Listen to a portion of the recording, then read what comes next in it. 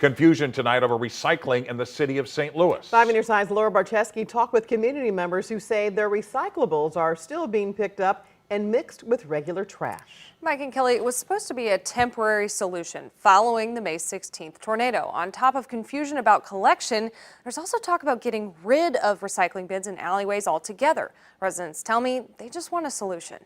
For a little more than a month following the tragic tornado that hit North St. Louis, trash, recycling, and yard waste were all being picked up by the same trucks, just because of the sheer amount of waste being picked up. July 1st, it was supposed to resume to be all separated in alleys.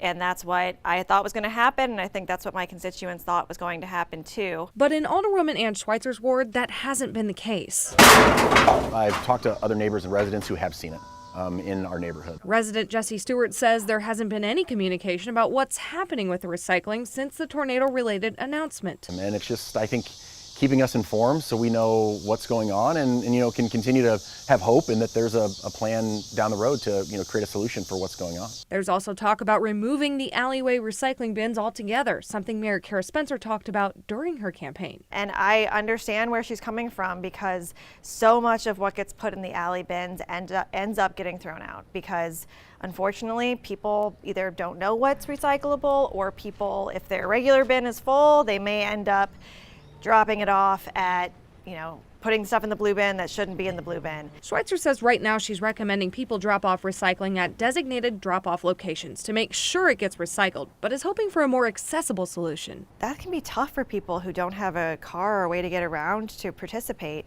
And it's tough for just everyday people who do have those modes of transportation to add another stop into their day. So I think it'll end up with even less getting recycled. Stewart says recycling is important to active city residents like him and even to others wanting to move here. So if we're trying to drive people to move into the city and live in the city, that's a thing that people really care about and want to see a sustainable solution in place for that. So I think having a plan is critical to not just like today's issue, but like the city's future.